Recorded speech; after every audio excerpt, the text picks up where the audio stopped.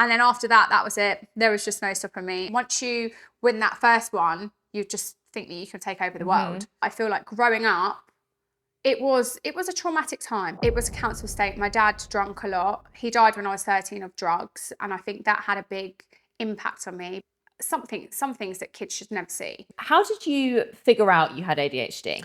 Had 1,000 things to do. Did I do any of them? Yeah. No, I decided to clean the house. And it's like, what? I can't help it. I would go shop for something, forget what I went for and come out with something else. So I literally live 100 miles an hour, would kind of mask stuff and just think, oh no, it's okay. But then obviously the underlying issue was I did have ADHD.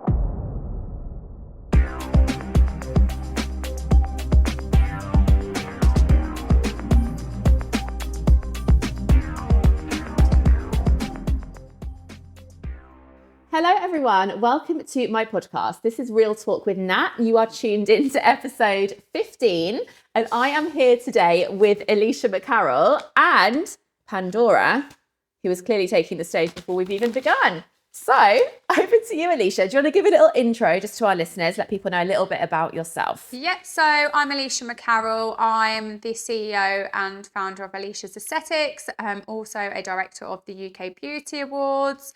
Have been in the industry for 15 years plus, was a dental nurse when I first started out. I've won 23 awards worldwide, which is the most anyone's ever won. And then I decided to join Gemma with the UK Beauty Awards in 2022 to have that platform of success for others to kind of promote their businesses and stuff like that. So 23 awards worldwide. Yeah. That is insane. Yeah, crazy. Tell me more about that, because I knew you'd won some awards, but I didn't know it was 23 awards. So I remember, I think the first one must be going back to like 2016. And I remember getting everyone at work. And my dream was always to just attend an award, just for the glamour. And then I got nominated for an award, so we attended it. And I remember sitting there and I remember saying to everyone, oh, this is a fix. Like, you've not got a chance. And then my name come up and I was like, oh my fucking God. Yeah. And I was like, jokes to everyone, like, it's not a fix. Like, I've actually won. And then I was like, kind of couldn't move. I was a bit like shocked. Yeah. And I was like, oh my God, like how is that possible that I've won that award? And then after that, that was it. There was just no stopping me. Any award, like, I just went for it. And then I just seemed to win like 23. And I was like, this is unbelievable. And I think once you win that first one, you just think that you can take over the world, which obviously, yeah, I kind of went on to win 23. And then when I met Gemma, her award was the best award that she did in 2008, and it was so glamorous. And I thought all the other awards, I just thought they were so boring, like old and fuddy and just not glamorous to what I thought. They'd all be in like old hotels and stuff. So then when me and Gemma joined, it was like bringing, obviously yourself, it was bringing the ultimate glam to the awards. So yeah, so it was bringing like the ultimate award ceremony. So it wasn't just the glitz and glam, it was the whole looking like it. Because I feel like some awards that you go to is just in a hall with nothing. Obviously, you work with us as well, Nat. You know how hard it is to create what we create. And I just think it just blows you away when you see your hard work. Like last year was unreal. Last year was unreal, wasn't it? It was unreal. Like the stage, everything. Everything that goes into it, it was like a dream. Yeah. And that's what I think that was the biggest thing that I thought I wanted to go to an awards, and then it's come to going to one and winning them, and now being a director of one. Yeah. It's just goes to show that you can literally achieve anything as long as you just go for it. 100%. And your work ethic for however long I've known you what, coming up to 3 years? No, I think me and Gemma were talking about this. The awards has been like 6-7 years. So we started. Yeah, but I didn't meet you at the beginning. You met Gemma at the first one, which I wasn't at. Yeah. And then I came to the first one, which you had partnered with her for. Okay. So that was 4 years ago. 4 or 5 years, yeah. And ever since I've met you, your work, I've noticed your work ethic. Like it's very obvious that you've got that drive, which not a lot of people do have. Yeah. Has that always been within you? Yeah, I think I've kind of always known I didn't want to just have nothing. I'm not somebody that will ever settle for anything. Like I kind of know what I'm going to get and I manifest it and I will go and get it. Like from a young age, I have always known I will be a somebody and I will do whatever it takes sort of thing. I was brought up in a council estate, and I just remember thinking I was very well looked after by my parents, family, aunts and uncles, nans and everything. But I just always remember thinking I wanted to be the one that always had more, but I wasn't. And then that kind of gave me the drive. Well, hang on, why can't I have that? Why can't I have that lifestyle? And then it was like, well, actually you can if you actually give it to yourself. Yeah. So that kind of was my kind of drive to kind of don't rely on anyone, get it for yourself. Yeah. And that was always in the backbone of me that, you know, I can, if anyone can do it, why can't I do it? And that was always my mindset. Obviously, there were struggles along the way of ADHD that I got diagnosed with, 2 years ago. So I feel like that was a big thing for me because it was like, sometimes takes me longer to get other things than everyone else. And I just never understood, like, I'll be chatting to you, as you know, and then I'll be having a full-blown conversation with someone else. Like, I just get distracted easily, which obviously stopped me pursuing my full potential. Whereas now I feel like I can get stuff done. And like, it will be last minute, but I will get it done. Yeah. Like, but that's all that matters, as long as it gets done. And I think everyone's different, aren't they, in the way that they work and the way that they do things. Let's go back a little bit then to when you were younger. So I want to go through your business journey and stuff, but let's go back to the beginning. So you grew up in a council estate. What was life like for you when you were little? I don't want to sound too bad, but it was pretty horrendous. I mean, it was a council estate. My dad drank a lot. He died when I was 13 of drugs, and I think that had a big impact on me because it was just, I didn't know what to think of it. I didn't know how to process it or how to deal with it. So I was really naughty. Do you have brothers and sisters? Yep, I've got an older brother. I've got 2 younger as well that my dad had with somebody else. I'm close with all of them, but not as much now. But I feel like growing up, it was a traumatic time. Like, I remember living from hostel to hostel, my dad battering my mum. Like, it was some things that kids should never see. And it was just sad. I just felt it was kind of sad. Like, as an adult now, I look back and reflect, I think, Jesus Christ, how did I come from that?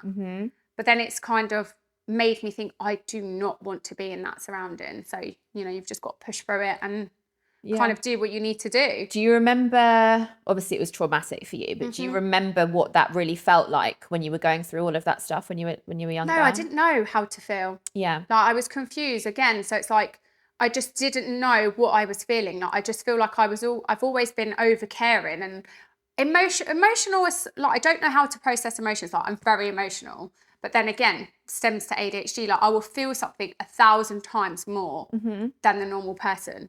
Like, you could say something to me and I'll just be like, oh my God. Like, it would really. I don't know if that's necessarily ADHD only. You're probably just a very empathic person as well. Because I can relate to that 100%. And like, even I think the more you kind of go on your journey, which I know you've been on, and you're very much into yourself, like inner self and manifesting, and you're very aware of stuff. And I think the more that you become aware, the more that you become empathic towards other people. So those emotions just constantly get heightened. And I feel like with what I love the most about with the academy side is actually being able to help others that don't have the lifestyle that I'm lucky enough to have now. So it's like I've been there, and it's like, let me help you, let me take you under my wing, let me show you what I've done, and kind of copy and paste it because it's going to work for you. So I feel like that's what I get my biggest thing in, is helping other people, being able to create the life that they deserve. And that started when you were younger, didn't it? In terms of when your dad sadly passed away.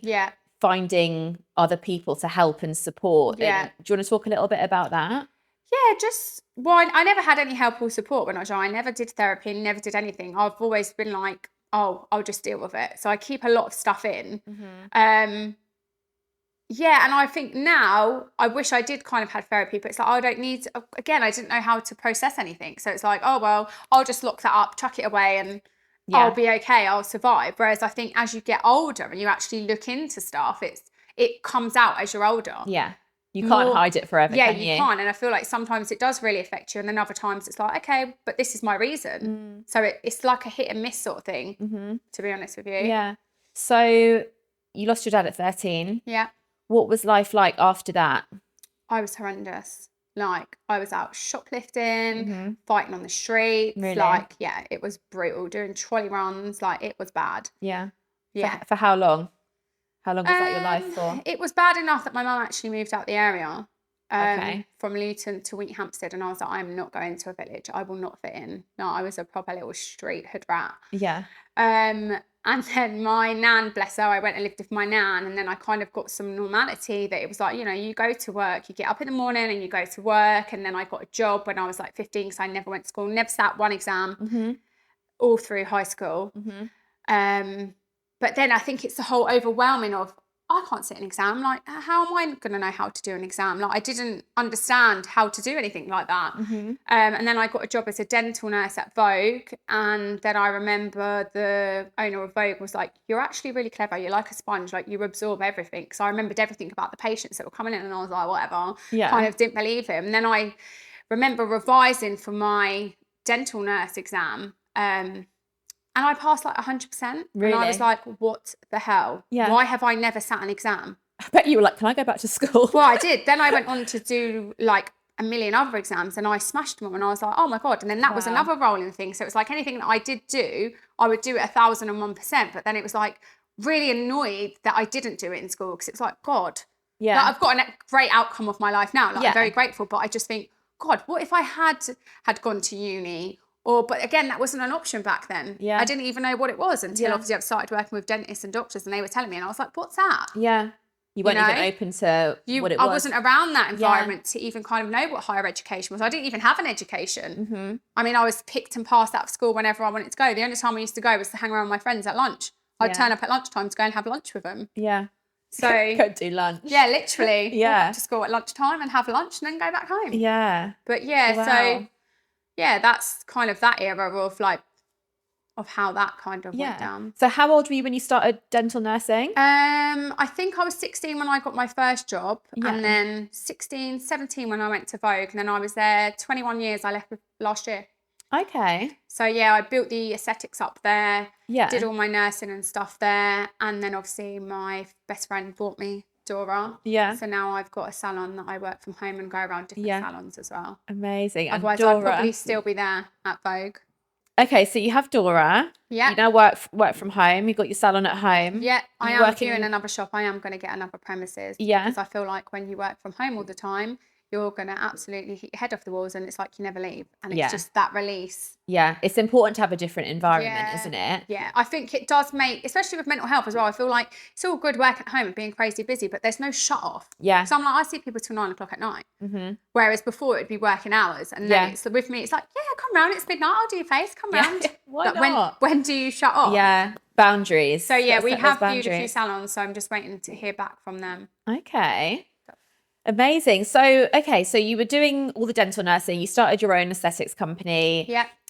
You've won all these amazing awards. Beauty Awards has come into the picture. Yeah. You've explained briefly a little bit about the Beauty Awards, but I'd love to know more about like I've spoken to Gemma, obviously. We've had Gemma on the podcast as well. Yeah. We've had Gemma's story into the Beauty Awards. Yeah. I'd love to know a little bit more about what you saw from an outlook. I know you mentioned about the actual award that you went to that Gemma did was amazing. And it was, you were like, wow, this is perfect. But what was it in terms of the business side of things that made you go, this is definitely something I definitely want to be part of? Supporting others. Like, I feel like my biggest thing, I love seeing other people being successful. Yeah. Like that to me, and when the girls are on the stage getting their awards and like the judges, it's everyone. Everyone comes together and it's so nice to see, you know, everyone works together rather than against each other and you can just achieve so much more. Yeah. Like, and that putting on the platform, the Beauty Awards, it is stressful, as you know, like it is the most stressful, like 9 months build up to it. But then on the night, just seeing everyone absolutely celebrating their best lives is untouchable. It's so true. I've only done it twice, but both years I've literally felt like what you just said, that stress. And you're like, I'm not doing it again, doing it again, And then on the night and you see everything, especially last year, because we leveled up last year like massively. Last year I was like, oh, this is why. This is worth the stress. This is the reason why. Yeah. And that's what I think, like everyone getting dressed up, everyone coming together. Yeah. And like everyone just coming up like, wow, this is unreal. Yeah. Like, and I'm like, it's our team. Yeah. It's not just me, Gemma, and you. And no, it's everyone. The whole, like everyone literally puts in 1,001 and then walking into that room. Yeah. I think even we were like, oh my God, we did this. Wow. Yeah. It was. Yeah. It was amazing. Okay, so Beauty Awards. Yeah. not just specifically beauty awards, but just the beauty industry in general. How have you found working within that industry? Again, it has its highs and lows. Like, I feel like when everyone comes together and is nice to people, yeah, it's great. However, you always are going to get the bitchy side of the beauty industry. I mean, it's with anything, isn't it? I think it's sad that people don't want to support each other and are very negative. The majority of them, obviously, is positive. But yeah, you're just going to get it in whatever industry you're in. But yeah, it can be very catty at times. How do you deal with that? I feel like reflection on stuff. Like, I obviously a few times, even like last month, I had a lot of people texting me images of this company that's put all these pictures of people online, slating them, and I was one of them, luckily enough. It wasn't saying anything bad. It was like, oh, look at her boobs, like on one of my holiday pictures, and just like, oh, she thinks she's got a level 7, just really mean girl stuff. What the hell? Yeah, and again, before I've had a lot of trolling, and I just think I don't even rise to it. Like, I feel like it's very important to shut that negative out, because otherwise you're just going to drown yourself in it. Like, and I feel like it got to the point with like the few months ago, so everyone was sending it to me, tagging me in it, sending me it, have you seen this? And I just didn't reply. I replied to the people that I knew and just be like, listen, I have seen it. I've got nothing to say. Like, I find it very childish. Like, you are grown-ass adults. And what do you want me to say back to you? What are you gaining from that as well? Do you want me to take time out of my busy life where I'm successful, because you're obviously not? Because what you want to get a reaction out of me, and I feel like I just won't give a reaction anymore. And I feel like that's really important, because everyone's like, oh, shall I say something for you? And it's like, I can stick up for myself, but I just think, why? Why give someone the noise? Why give them the noise? Whereas before, 13-year-old me would have been straight up there boxing them up. Whereas now, I just think I'm at a place where I'm happy with my life. I'm content. Why do I need to engage in drama? There's just no time for it. I think that's a really powerful place to be, because to not respond to stuff like that takes a lot. Oh, it takes me a lot. Like, don't get me wrong, I could have said a few things, but then I just think, why? I don't know you. You don't know me. You're in Scotland. Why? So what? It's just some random website? They're all medics. Apparently, it's like a massive medical group that's slating people. Yeah, so a lot of people have sent it to me, but I'm like, they're all going to get struck off for it, apparently. But I just think, like, it's so irrelevant to my life. Like, what is it going to achieve by me asking you why you've done that? You've done it. It's there in black and white. You've took my picture. You're laughing in it in a WhatsApp group. Okay, have fun. How sad. Have fun with that picture. Bye. So online trolling, you said you've experienced previously. When did you first experience all that stuff? I think it was the first awards. Because I remember them inboxing the awards, telling Gemma that I was a fraud and just crazy stuff. Like, and I feel like because Gemma has been there as well with herself with online trolling.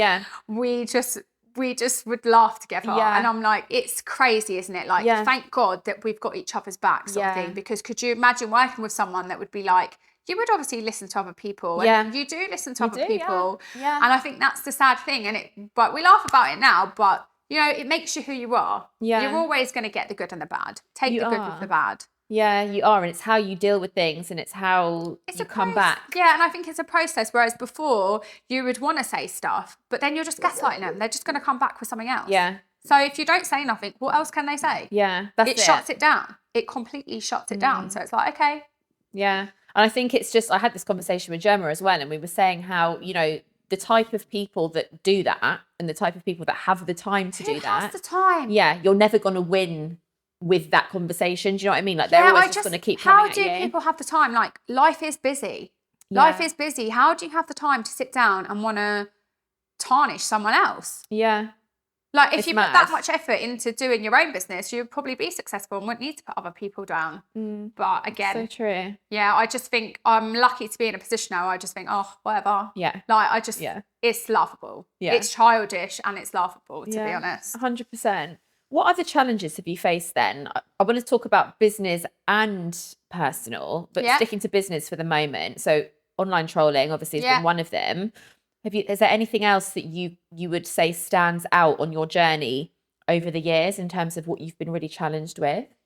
I feel like everything can kind of be a challenge, isn't it? It's just how you come at things and how things are going to come at you. Like, at points, you know, everything's hard and you think, do I really want to work this hard? But then when you reap the benefits for it, it's like you're going to get out what you put in, you know? And I think to grow a successful business, you have to take the good with the bad and take risks. It's all about risk taking. Yeah. Otherwise I'd still be 13 years old shoplifting and, you know, probably not even working. Yeah. So you've just got to go with whatever you think is going to work for you and then just pursue it.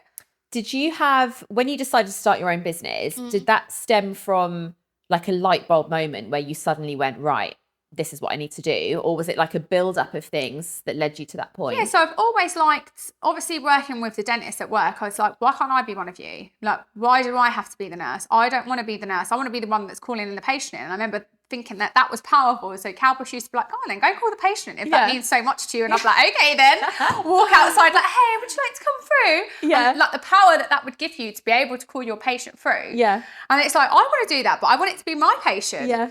So then, just going on a course. So I wanted him to do facial aesthetics because I basically didn't want to pay for having lip filler because it was like £400 back when he first done it. Yeah. And again, going on the course, they were like, oh, Alisha, you've already got an eye for it. Like, why don't you do it? And it's like, me? What, I'd be allowed to do that? Like, I was a nurse.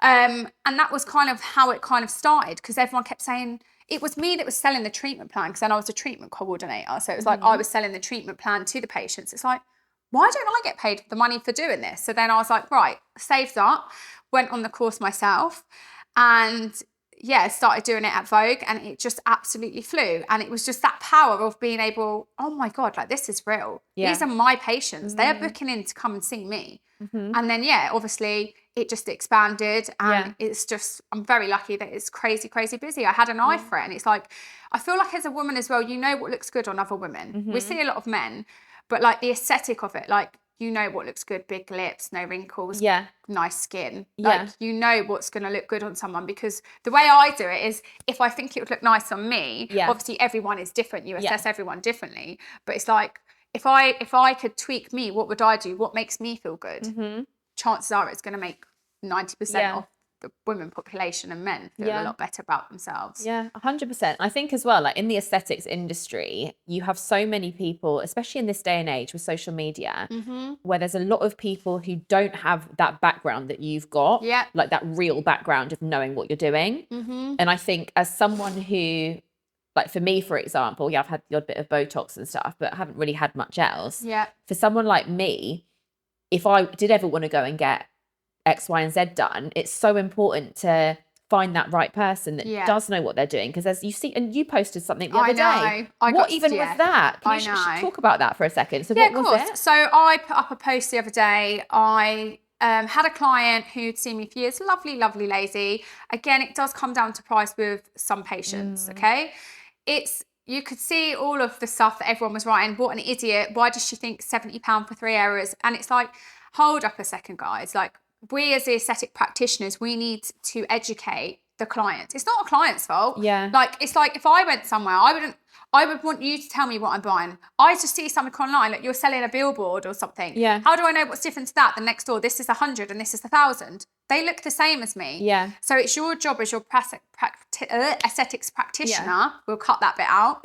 We'll keep it. So as your aesthetics practitioner, to educate your client on what the difference is, because there is a lot of Botox that's going around that's unmarked, it's unlicensed, you know, but people are going to use it because it costs like 40, 50 quid to get it, whereas the proper stuff will cost you a lot more than that. So when I posted that the other day, it is important, you know, you're not going to get, I charged £250 for Botox. This lady paid 70 quid. Of course, it's not the same thing. She's actually ended up with lumps all over her head. She had it done, I think, October, November, I think she messaged me. But she's still in contact now, but it's like, you can't take Botox out once it's put in. Once that's in, it's in. I don't know what the practitioner's injected. She's also since blocked her from that. Oh my God. So I mean, it's the world we live in. That's scary. Anyone will sell whatever they want to sell. Like Botox is a neurotoxin, so you know it paralyzes the muscle. Whereas if you're messing around and you don't know what you're putting into someone, of course they're going to have reaction because you don't actually know what you're injecting. You're physically injecting something into somebody's body. So that can't be removed from her. It's just in there. Not with Botox. Once Botox is in, it's in. That's really scary. So what's she going to do about it? What's she doing? I think she's gone to the doctors. Doctors won't touch her because obviously she's gone to someone that's obviously not had the adequate training. I think her next route that she said was a dermatologist. Again, it's going to cost you, if you would have just paid the $250 for the Botox normally. Yeah. But you're going to go down this route because you thought it was 70 quid. But again, it's not the client's fault. Like I said, you've got 2 posters. They look identical. Why would you think that it's going to be anything different? Yeah. It's like buying an apple from a supermarket. One could be rotten at the back. You don't know until you turn that apple around. You're going to think they're both the same. Yeah, it's so true. That leads me on nicely actually to my next question with your academy. Yeah. So you now have your own academy where you're teaching other people to do all the things that you do. Yeah. How did you fall into that line of things? Again, exactly what we've just spoken about. So I remember going on my first course and I didn't get a manual. I literally was like, who wants to go first? I did it with all doctors and dentists because at that point you was only allowed to be a doctor or dentist or nurse that was doing it. So I remember going on and she was like, oh, who wants to go first? And I was like, me. Yeah. You know, I'm like ballsy. I was like straight up there, like never had fear. Did a full face. And then I kind of like was buzzing. And then I remember her messaging me and was like, Alisha, I know you're going to go far. Like your skill set was way above a new beginner. But then obviously I'd watch Calpush doing it. So he was injecting for years and I'm watching him and kind of like, no, put it here. And so I kind of had that experience already.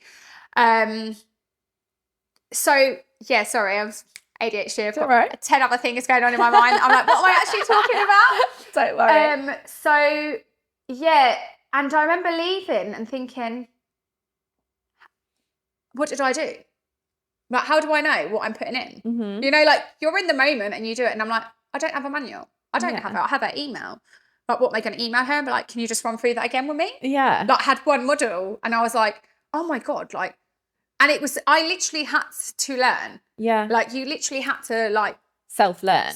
Yeah. So I remember I would have a lot of clients come in and I was sick to death of fixing other practitioners' work. And I was like, this is just crazy. Like, I have kind of self-taught myself after doing the course and found what's wrong and what's right. And obviously I worked alongside a lot of different dentists. So watching them as well and then asking them, give me kind of the further up more hand sort of thing. So yeah, with the academy, I did it as an umbrella, which I still offer students now, that, you know, you come and train, you get like 108-page manual, which is absolutely massive, that I've written myself. Mm-hmm. We also give you the clinic days as well. So I offer my students, if you want to come back for a clinic day, if you need more guidance, you can book your clients in with me. You can make the money for it. I'm just going to guide you, you know, so it's an incentive to the clients. There's nothing worse than obviously paying for a course and thinking, actually, that's not for me. So I always interview the students first as well to make sure that they're actually, it's something that they're interested in. Because everyone feels, oh, I can make £1 million, I'll just go and do it. Yeah. Whereas they do the course and then they're actually petrified. So yeah, the extra guidance that we give, I think, was always, why didn't I have that extra guidance? Mm-hmm. Like with everything in kind of life. So it's like, that's why I wanted to be coming up. That's why I kind of want to put it into practice, you know, that you can have the overall aesthetic experience by training with us. Yeah. And then I'll push you. I'll teach you how to do the business side of things, the marketing, the selling, the consultation. Yeah. So it's kind of everything that I've kind of mastered over the years, like cross-infection, because you'd be surprised. I mean, a lot of the aesthetic practitioners that I've had, they've actually done their basic, and then they come in and I'm like asking them about like Hep B. You need to have like Hep B for an injection when you're working with injectables like sharps and stuff. They've never even heard of it. Oh my gosh. They've never even heard of Hyalase, which is like when you're doing fillers, it dissolves out. And I'm like, okay, so what if you're going to get a complication? What would you do? They're like, well, I'd order it. And it's like, your patient may have necrosis and possibly skin damage, skin tissue damage, but you think that's okay. And it's just the importance of like complications of teaching them the basic stuff that obviously they weren't getting elsewhere. So that's why I kind of put the academy together and was like, at least I'll be able to sleep at night knowing that I've done my bit for the You're doing community. Right. Yeah. And you do all of that yourself. You do everything yourself, don't you? Yep. Yeah. Yeah. How do you, talking of mental health, I want to go back to the mental health topic, because how do you manage that? Doing everything on your own is a lot. But I feel like I have employed people and it's triple the work because I've got to watch what they're doing. And I'm very specific about how I want everything to be. Yeah. So I feel like, it's a lot of work, but that's when I thrive. That's when I'm happiest. When I'm teaching and when I've got clients in, I'm the happiest because that's what makes me happy. That is my reason. Yeah. I know that sounds really sad, but not at all. like, I just think that is my happy place. Yeah. And it's like work. Like when I worked at Vogue for like 20 years, that is my home. Like that's my happy place. Yeah. Because I had so much trauma, then I come out of that and then I'm in it's like a safe zone. Yeah. It like protects me, and it's like what I've learned to, you know, feel at peace with. Do you think that you've brought that through with you then? So when you were younger and you were going through everything in your personal life, and then work was your safe space. Yeah. Today, subconsciously, probably that's still the same thing. 100%. Like I feel like I'm happiest when I'm at work. Yeah. And I will work till God knows what time, because I just think it's not a job. I actually love doing it. And I feel like you make so many good friends as well. Yeah. Like in the industry, like yourself. Yeah. You know, clients, like they become best friends. Yeah. Like, literally. Yeah. Like, everyone's like, you literally have like a million best friends. And I'm like, yeah, because you know, you interact with people and then you get to know them, and like you have, it's like therapy, isn't it, when someone comes to you? 100%. And I think when you love what you do anyway, which you do, and I'm lucky enough that I do as well, when you do love what you do, I think you can come across conversations with people where they'll be like, oh, you work so much, you work too much, you don't need to slow down, da da da. Yeah, but that's when we're happiest, isn't it? Yeah. And when you're, like you said, you're thriving, like you're genuinely happy. Yeah. And when you're in your happiest state, you're then going to come out of work and everyone around you is going to benefit from that. Yeah. Yes, you might get tired. Yes, you might need a bit of rest. But as long as you're getting those rest periods in between, traveling, going on holiday. Yeah, that's why I feel like holidays are so important. I go on like a million. Yeah. But it is your downtime, isn't it? Yeah, but that exactly. And I will never be made to feel guilty for going and taking a week out, or, you know, it's so necessary to deliver your best self. Totally agree. So how do you manage, I'm not going to say mental health, because I think ADHD is a whole separate thing, isn't it? Yeah. Actually, let's start with that. So how did you figure out you had ADHD? I don't know, to be honest with you. Like I do, like if you set me a task, like for instance, you set me a task, I would do it 10 minutes before it needs to be done. Yeah. Like I literally could have a month to do it, and best believe I'll do it that 10 minutes before it's due in. Yeah. I don't know why. Like that's just me. Like I got up this morning, had 1,000 things to do. Did I do any of them? Yeah. No, I decided to clean the house, and it's like, what? I can't help it. Like, and I feel like, why do I do that? Knowing that I've got so much to do, and I do everything but what I'm supposed to do. But then again, I do, when I'm obviously in salon, I have no choice but to see the clients. Yeah. Otherwise, I'd probably just book a holiday and disappear. Yeah. So ADHD. Yep. And you were saying that you leave everything to the last minute. Yep. You're telling me more about it. ADHD. What were we talking about? How you realised you had ADHD, and what led you down the road to diagnosis? I just feel like I struggled with stuff that I shouldn't struggle with, like basic things, like you know, I would go shopping. I would go shop for something, forget what I went for, and come out with something else. Okay. Like there was just so many different factors into it. Like can't even think off the top of my head, but it was a lot that I just would kind of mask stuff and just think, oh no, it's okay. But then obviously the underlying issue was I did have ADHD. Like I can never rest. I never sleep because I've got a million things going on in my head. And it's like, God, why can't I turn off? Yeah. Why does my brain never stop? Like I've got like 1,000 million different ideas and I want to pursue them all. Yeah. Which you do pursue most of them. Yeah, I do. Literally. But then it's like, you know, I don't always finish things. So I start like a great business plan and then just don't finish it. And then I'll pick it up when I'm next having a crazy moment and think, right, now I'm going to finish that today. So it take me longer to do something than it would the normal person, because if somebody normally is going to do it, they will do it, whereas I will get distracted for about a year and I'm like, okay, I'll go back to that now. And do you find that it benefits you in business? Oh, definitely, because I never stop. So yeah, it keeps you going in business. Definitely, because it's just a million ideas. Yeah. Like it's never ending. It's like, oh, but what if I did it this way? And if I did it that way? And then it's like, you know, I'm very hands-on. Yeah. Like I've got Dora. So Dora's started her own dog brand at the moment. So I'm waiting for that to get done in China. Yeah. So it's going to be called Dora London. Stop it. But it's like, then I've had a week break because I've been so busy with everything else. And it's like, I will do it, but at my own convenience. Yeah. I love that. Do you want to come up here? Come on then. No, she wants mummy. It's too big for her. Come on. So when it kicks in when you're working, do you immediately do the things that you want to be doing. As in, I could literally have a client. I'd be like, oh my God, I've just had the best idea. Yeah. And they'd be like, back in a minute. Like, I just need to go get a drink. And focus is a big thing. Yeah. Like you've seen, I can be talking to you and then, oh, Joy, okay. Yeah. You know, I do get easily distracted. Yeah. And I think with business, like I find I struggle sitting too long. So like feeling like if I'm teaching and stuff and it's the same thing over and over again, it's very repetitive and it's boring. So I always try and make everything fun. Okay. So I try and make it fun for my students, how I would remember how to learn things. Because if it's fun, it's not so much work as stuff. So that's how I would approach that. I find ADHD a really fascinating topic because you have said so many things there, which I can relate to. Yeah. But I know it's not on the extremity. Is that a word? Extremity. Possibly. We've just created it. The extremity that you may experience it. And I feel like when I have conversations with loads of people, I could be like, you've definitely got ADHD. Yeah. I find it really challenging to figure out, like, does everyone have an element of it? Yeah, like I feel like it was so uncommon, and now you tell someone, they're like, oh, so do I. Yeah. And it's like all of a sudden everyone has ADHD. Yeah. And it's like, wow. Like, I remember saying to the doctor years ago, and I went on the wait list, but then I feel like sometimes things just got so bad in the last few years that I prayed privately for it. Yeah. And I was like at the highest. Yeah. Like the highest. I remember when you were going through it. And I was like, oh God. Yeah. And it was kind of a relief, and then it kind of wasn't, because it's like, what's wrong with me? Why do I have to have that? But then it's a superpower. Yeah, 100%. Because it's like, you're just go, go, go. And I am, but then I'll crash. I'll hit a wall and crash, and then I won't be able to move for a day. Yeah.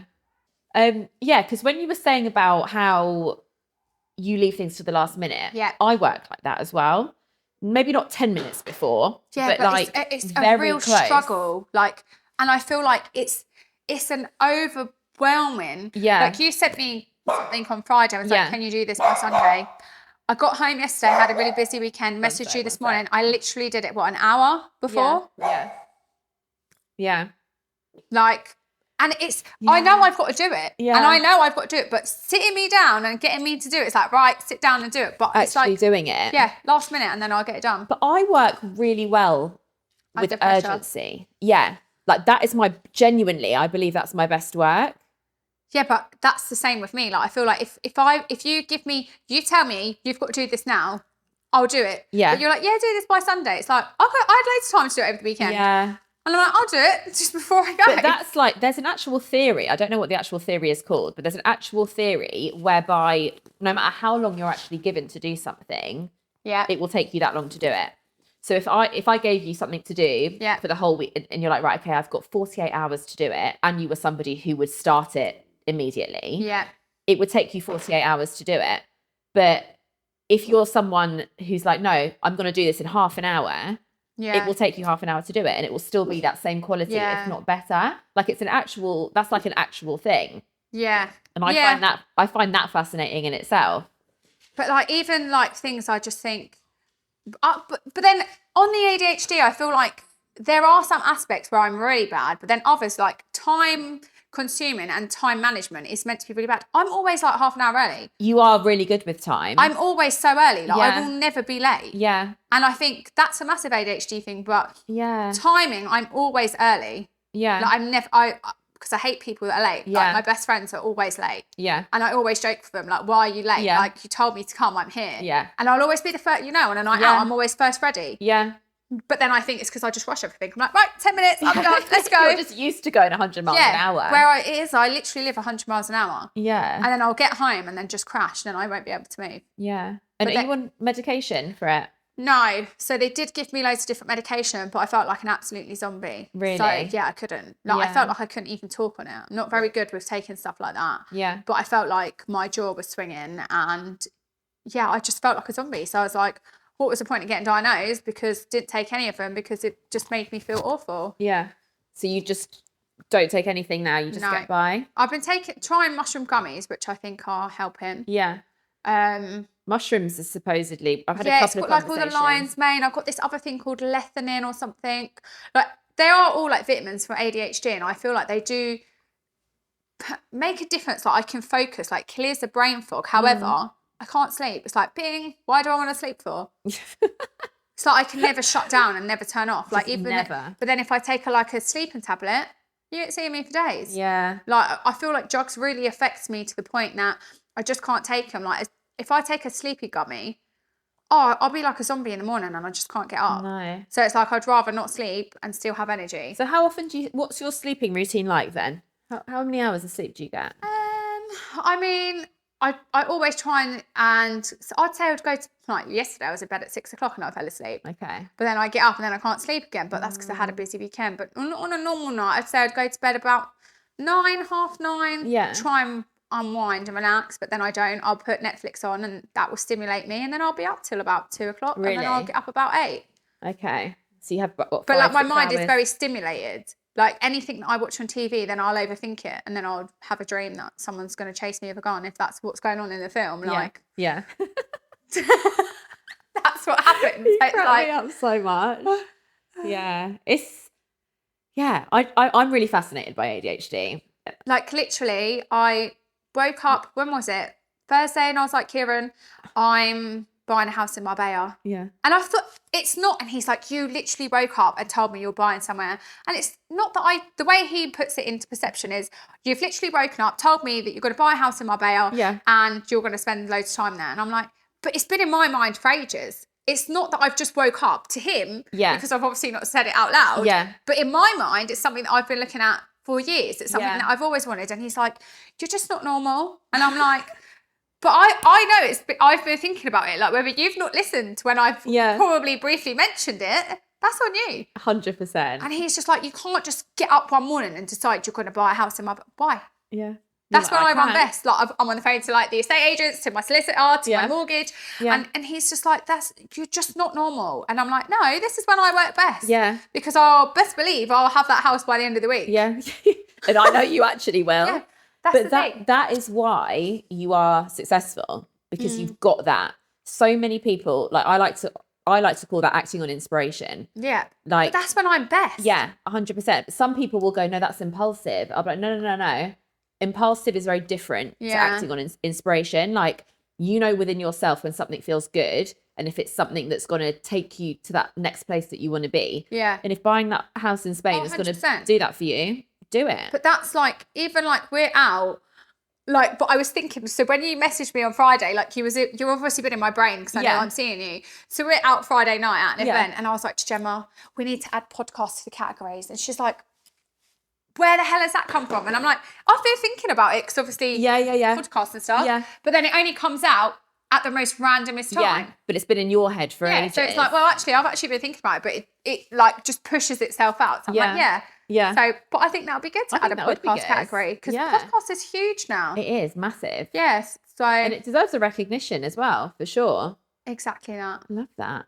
Okay, so I want to talk about your daily routine a little bit. Okay. So you don't get much sleep. We've established that, but it doesn't stop you from doing anything. Yeah. So daily routine. So you get up, what, about 8-ish? About 8-ish, sit on my phone replying to messages. Yeah.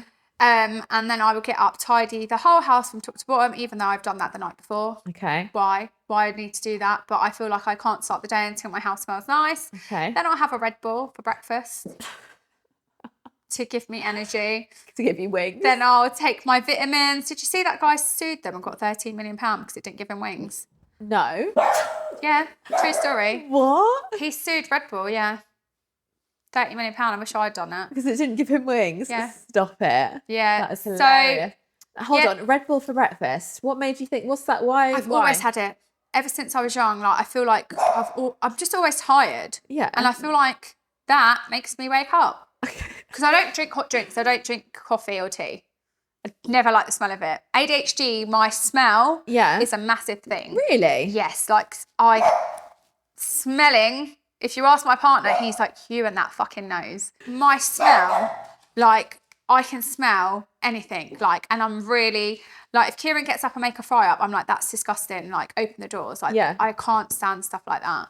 Like, like I wash my bed sheets a million times a week because they need to smell nice. Really? Yeah. Like, it's bad. Is that OCD though? No, apparently it's ADHD, because a lot of people that I know are like, yeah, it's ADHD. Like, Wow. I know when something's gone off. Like, Kieran will buy oysters and I'm like, oh my God, like we can't eat them. Like, Yeah. they're off. And he's like, I bought them yesterday. And I'm like, trust me. Yeah. I'm telling you, they stink. Yeah.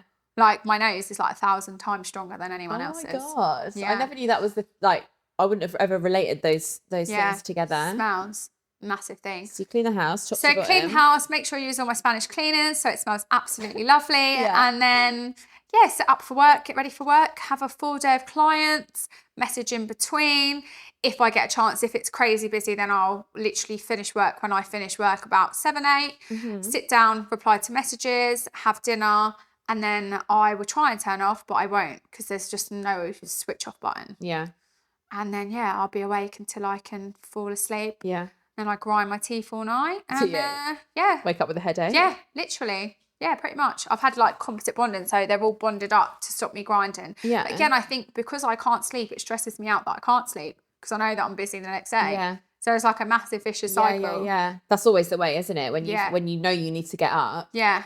you can't sleep. Yeah, literally. And then it's like even worse when you know you're busy. Like, Yeah. when you're going on holiday, it's like, oh, I'm not a morning person at all. Yeah. I'd rather fly at night than in the morning. Would you? Yeah. Even when you're going So on many holiday? times I think, do I really need to go on this holiday? If it's like, Kieran's like a proper early bird. Yeah. Like, he gets up, bang, 5 o'clock every day. Yeah. And I'm like, why? Yeah. Why do you need the need? Like, I'm just going to sleep at that time. Yeah. Like, why are you I'm an getting up early- so early? I'm an early bird now. I never used to be, but I now wake up at the time I used But then to I sleep. think I can't be an early bird because I physically don't sleep. Like, I'm sleeping when everyone's getting up.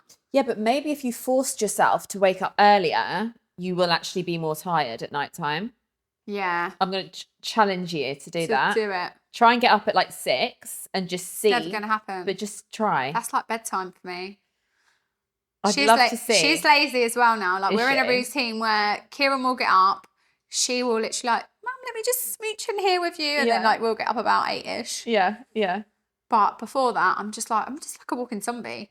yeah. But Before that. everyone's routine is different though. Mm. This is quite a common conversation I have with clients, because you know how like morning routine is like a big thing. See, you know? I feel like I'm more productive at night. Yeah. At night when I'm going to bed, it's like bing, bing, bing, bing, bing, why don't you do all this? And this Yeah. is where all my ideas come Yeah, from. but some people are just like Yeah. that. And I think I used to be more like that. Yeah. But I've switched it around now because of the way that my work routine is. Yeah. But I think whatever works best for you is the right way. Yeah. And I think you can always fall down the trap of, I'm sure you don't feel this way, but a lot of people probably look at social media and the way that things are come across sometimes and, I don't wake up at 5 a.m.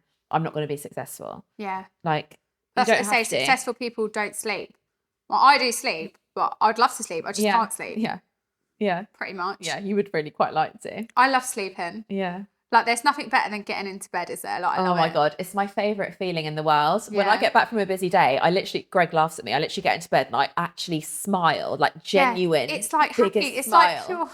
I'm literally It's like pure happiness, isn't it? Like, I made it I through do. the day. I literally say, and I'm like, I'm so happy right now. And he laughs. It happens at least once or twice a week. I feel that way. But that's like safe space again, isn't it? Yeah. As well, it's like you've made it through the day, and it's Yeah. like, oh, I don't have to do succeeded. anything now. I'm just chilling. Yeah. It's like all weekend, we were out all weekend, and it was like, I just want to go to bed. Yeah.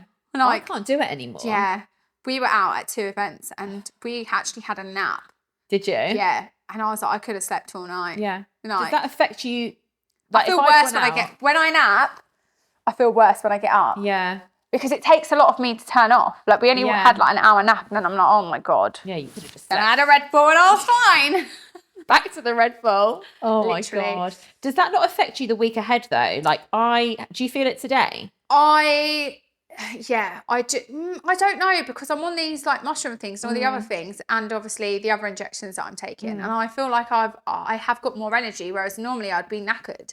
But I feel like if you have a busy weekend anyway, got home yesterday, I fell asleep at like 6 o'clock because I was shattered after travelling back from Liverpool, and it was like, That's a long drive as well. well, we trained at this time. Did you? All the trains were cancelled. Oh my God. Yeah, so we got on about 50 different trains. And I was sitting in the luggage. You would have loved it. There was nowhere to sit, so I sat in the luggage because I was like, I'm too tired to stand up. Yeah. So I was sitting with all the luggage. It's so funny. So it's But a long yeah. weekend. Yeah, and it is Manchester, Liverpool, and then I just crashed yesterday. How do you find in general, the socializing part of your job? I love it because I'm like a little social bunny. Yeah. Do you actually genuinely enjoy it? Yeah, because I just love hearing everyone's stories. Yeah. And like where they're from, and like it's nice. I actually love that. That's probably my favourite part is meeting new people and connecting with them. Yeah. But it is tiring because after that it's like, right, I don't want to speak to anyone. Like we got back to hotels, like Gemma, don't speak to me for like a few. She's the same. Yeah. It's like no talking. Like we need chill out time. Yeah. But you do need that, and it's important for you to recharge your own battery, especially when you are at 100 miles per hour. Yeah. I don't think anyone can understand what I'm saying, where I'm like, some people are like, wow, you talk so fast. Yeah. Again, it must be an ADHD thing, because a lot of people are like, can you slow down? And I'm like, do I talk fast? Fast forward. Just like put me on pause. Yeah, Carl will slow this podcast down. Yeah. Like -3. I find that. And I find that especially with, even just with work, you know, whether it's with mindset clients, even doing podcasts, you know, I've had a couple of weeks previously where I've had like 2 or 3 podcasts. I think I've done 3 in a week once. I think we did 3 in a week, and I had one day where we did 2 back to back.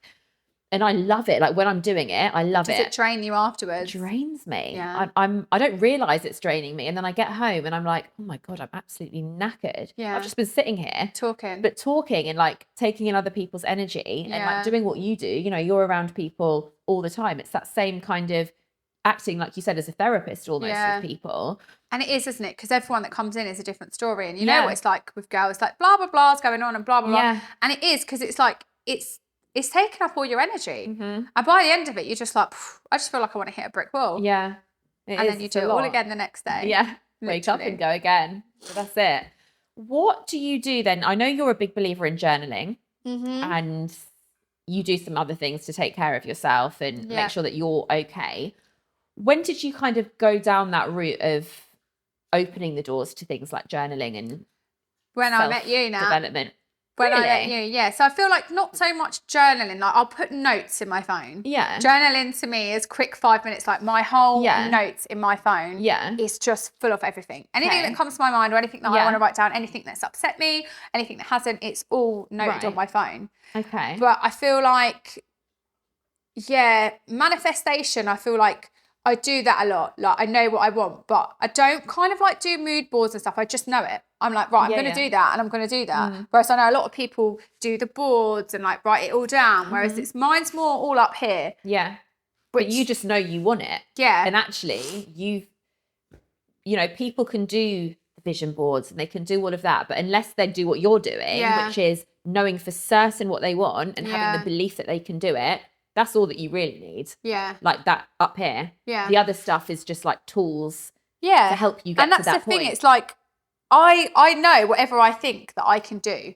And it sounds a bit big-headed, but it's worked so far. It's worked so far for me. So it's like, I want this and I want that and I want this. And it's like, cool. And I know I'll get it. And everyone just looks at me as if to be like, how do you do that? And I'm like, because I it's all up here. Yeah. You genuinely believe you can do it. Yeah, and then you can. And that's half of the step, isn't it? Yeah. Manifestation and knowing what you're going to go for, like, it's half believing in yourself and you're halfway there. 100%. But you've got to fully believe in yourself. And you definitely do. And I think that has come from your whole, everything we've spoken about already, you know, from when you were younger and proving to yourself and wanting it. Yeah. But you have come such a long way. Like, I remember I knew a little bit about your background from that trip that we took to Liverpool. And I remember we were having like chats in the car. That was so fun. That was so fun. But I remember you telling me some stuff and I was just like, oh my God, I had no idea. Like, I had no idea that you had been through a lot of stuff. So I'm a bit of a closed book. You are. Like if you look on social media, I think I know from what people have told me, they just think I'm this little I can't even talk, little posh rich kid. And it's like, oh my God, that couldn't be further from the truth. Yeah. But then again, it's social media, isn't it? It's not real. It's not real life. No, 100%. I might post that I've got a lovely life. Doesn't mean I always have. Yeah. And it's like, you know, you don't ever look into someone to think, oh, why has she got this life?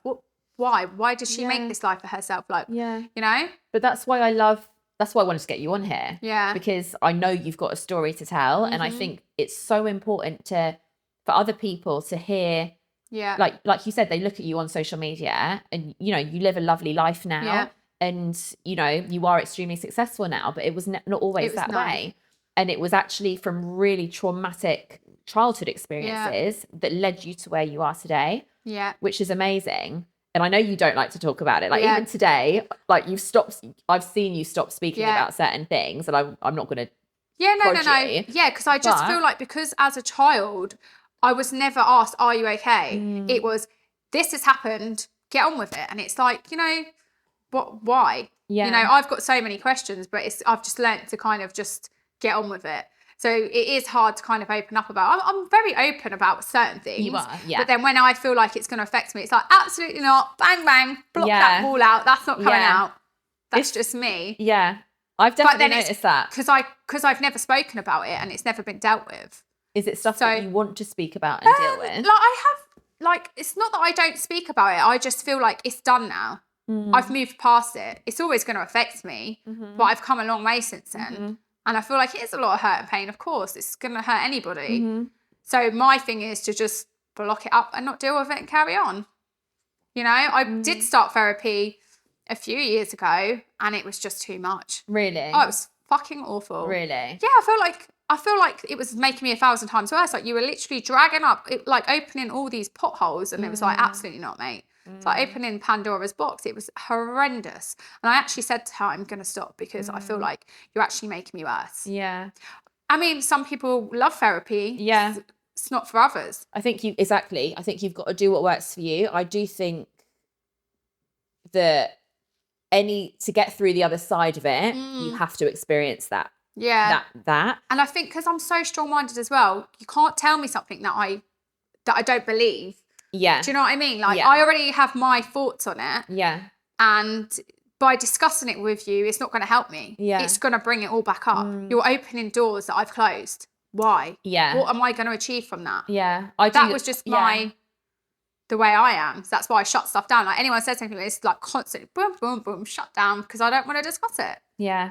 And I think that's totally fair enough. And I think if something isn't affecting your day-to-day life, like if we were having this conversation and you were sitting here going, what happened with my dad? I think about it every single day. It affects me. It stops me doing this. I'm crying all the time. I'd be like, babes, you need to go back to that therapist. I feel like but it's not. I feel like it's not a good thing. Of course, it's not a good thing, and that's wrong. But like, I feel like it's pushed me to be where I am. Yeah, like it's made me think I don't want to go down that route. I don't want to be that. So it's my reason that I have changed everything, and I've gone for it because I don't want that lifestyle. Who wants that lifestyle? Nobody wants that lifestyle. Yeah. But I feel like, it has given me a great big kick up the arse. Yeah. To be different. You've used it as a drive to. Yeah. Whereas, other people will use it as an excuse. And I'm never going to be that person that's going to use it as an excuse because it's been my kick up the arse, basically. Yeah. Wow, you've done a bloody good job of it. I'll tell you that much. Thanks, hon. You really have. I just want to touch on. Don't worry, we'll have to wipe that down. We'll clean that up.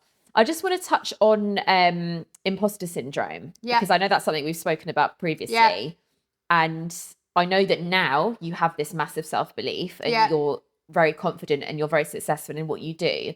But when you were going through those feelings of imposter syndrome, firstly, when was that? When did that kind of I just feel like you've always got a bit of it in you. Like it's always, why is she doing that? Why can't I do that? Yeah. And it's always, can I do that? And then it's should I do that and fail? Like that's the biggest thing, isn't it? You're thinking, if I go for something and it doesn't work, it's embarrassing or it's failure. It's not. I feel like you've just got to go for it. Regardless of what anyone else thinks around you, you've literally got to do whatever you think is going to work for you. Yeah. And not care. I feel like social media is it's great, but it's also poison. It's very 100%. Poisonous because it's not real. Mm-hmm. And I feel like, you want to learn along the way what works for you and what doesn't. And imposter syndrome, it is real. Yeah. People, you always self-believe, am I good enough to do this? Can I do this? But I don't have what she has or he has or, 100%. I think I've come across some people who say that they don't believe in imposter syndrome, whereas I'm like you, I'm the opposite, and I believe that everyone has imposter syndrome and it's just normal. Yeah. It's like it's not something that we need to look at and be like, why do I have it? I must everyone really has dig self-doubt. Into it. Everyone does. Yeah, anything. You've got to just get on with it. Yeah, of course. I do believe everyone has self-doubt. You can't just wake up like, right, I'm fantastic and I'm never going to doubt myself. Like, of course you are going to have it. But obviously the journey as well is going to push you to be like, oh, well, you know, if I can do this, I can do that. Like I've said to you, then obviously that's going to get rid of that because you think, well, actually anything I do is quite good. I can touch anything and it will turn to gold. Well, obviously you're always going to have self-doubt with everything. That's just part and parcel of life, isn't it? So you've had it, but it's never affected. Yeah, because I'll have it, and then with ADHD, I'll just think of something else, and then it will go. You forget you got it. Forget it. I've got it. Imposter what? What's that? That sounds familiar. But yeah, I love that though. But I think that's a really valid point, and I think that's important for people to hear, especially people who are starting new businesses or go for it. Don't hold back. What are you going to lose? Yeah. What are you actually going to lose? Like I remember first starting Alicia's Aesthetics. Before I done that, I actually had a lab where I made mouth guards called Alicia's Lab. Okay. Then I did. So I was always a hustler. Yeah. Always doing something. From selling stolen meat and stolen goods to always hustling something because I knew what I wanted. So yeah, I had Alicia's Lab and then Alicia's Aesthetics, and I remember thinking, even if I just make a couple of quid. Extra £100 for a night out. Didn't think, but I always knew I wanted my name in case it did get big. And luckily that I did pick it because now it's flipping blown up and it's like very grateful for the life I have and the people that support me. Yeah. Because without them, I wouldn't be here. Yeah. But yeah. That's amazing. You've got a good support network now, haven't you? Yeah, and that's the thing. I feel like when you work with people, you can go so much higher. Yeah. Like literally help each other, lift each other up. Yeah. Don't batter people down. Yeah. You're not going to gain anything from that. Yeah, collaborate. And help. Yeah, definitely. And I think that's a big thing, which I think more and more people now are becoming. They can see that it's more beneficial. Yeah, but to you still be nice. But be nice and work together because she might know something that you don't, and she'll bring something else. That, you could literally be a millionaire by networking with the same people. Literally, with the right people, not the same people. Yeah, it's so true. But I still see so much, and especially in places like Bedford, Milton Keynes, like these smaller places, you see still so much bitchiness and it's horrible. But then it's people that are unhappy, isn't it? Yeah. If you're unhappy, you don't want other people to have what they have, so you decide to be nasty to them. Like, why else would you do that? Yeah. Like, people who are happy and successful don't have time to hate on others. Yeah. They want to help each other. Hence why I did the academy, because I remember doing it and everyone was saying, aren't you scared that everyone's going to nick your clients? No, there's enough clients for everyone. There's like billions of people in the world. We all need to look great. So what am I scared about? Exactly. You can't have that. What about if I open a supermarket? Everyone needs to eat. Exactly. Everyone's not going to stop eating just because someone else has opened one. Yeah, exactly. Like you've just got to go for it. Yeah. And if you're operating on that scarcity mentality, you'll never be successful. Yeah, you won't. Ever. Got another question which I wanted to ask you. Is this the bonus question? No, not yet. That's coming up soon. I want to talk to you about failure because when we were chatting before the podcast, you said a really powerful thing regarding failure being your biggest teacher. Yeah. And I loved that. So I want you to elaborate on that. So I just feel like not so much failure, but like if something fails you, you learn from it. It's growth. It's literally all about growth. I think the biggest failure is yourself. Like the biggest thing you can kind of learn from is when you've done something or someone hasn't gone the way that you expected it to grow, then you reflect on it and then you pursue it that way. It's just like looking back and stuff of making sure that you're going to do it. I'm just rambling now. No, you're not. Carry on. Yeah, no, I just think you are your biggest failure, but you're also your biggest supporter. So I just think with respects to failure, it's learning along the way. What's right, what works, what doesn't, that kind of thing. Yeah, because I said to you, who's your greatest teacher? Yeah. And you were just like the failure. The failure yourself. I love that. You can't kind of not be your greatest teacher because you're the only one that's living your path. Yeah. So whatever hasn't worked for you, you know what's going to work for you. And it's like a stepping stone, isn't it? So you know what works, what doesn't. So. And that goes back probably for you all the way when you were younger and, being in that environment and learning that that's not what you wanted. That then took you through to your next stage of life, and then learning that you didn't want to be working for somebody else and where you could change things, and then that's now taking you to this next level. Yeah, totally. And you're now smashing it. Probably looks like I'm sitting here really nervous, but I'm just cold because my hands are. I'm not nervous. Like I'm like sitting here like I'm breathing. Don't you worry. I do have one more question Yeah. for you before we finish. If you could go back to your 18-year-old self Yeah. and give her one piece of advice, what would you say? Don't care what others think and always be true to you. That's what I think. Because I feel like you are on the journey and you do care what other people think, but then you shouldn't. So I just think, do what's best for you. Yeah. Don't worry about anyone else. Yeah. Just would be my biggest advice. Do you. You are your own superpower and go for it. My biggest thing is I don't understand why people don't go for it. Like my students will be like, but I'm scared. But what are you scared about? Yeah. Failure. You can't be scared. What if you fly? Yeah. But that is one of the biggest things that hold people back, fear of failure. Yeah. Which is sad because if everyone thought like that, we'd have no businesses. Thank God there's people like you around. And you, Nat, with your mindset skills to help everyone. Thanks. I do try. You are the best. Do you remember when we did that in Liverpool? And I was like, oh my God, when you were like, shut your eyes. And it was like, you just zoned out. Yeah. So good. That was a money mindset thing that we did, wasn't it? But no, you've been amazing. So where can people find you online? Yeah, so Instagram is Alicia's Aesthetics and the UK Beauty Awards. Amazing. So you can find me there. Drop me a message if anyone wants any support or guidance. We're here. Or if you want to enter an award and be award winning like myself, go on to the UK Beauty Awards. Amazing. Thank you so much. Thank you for having me, Nat. Thank you guys for listening. Please make sure you like, subscribe, comment and share. And we will see you guys soon.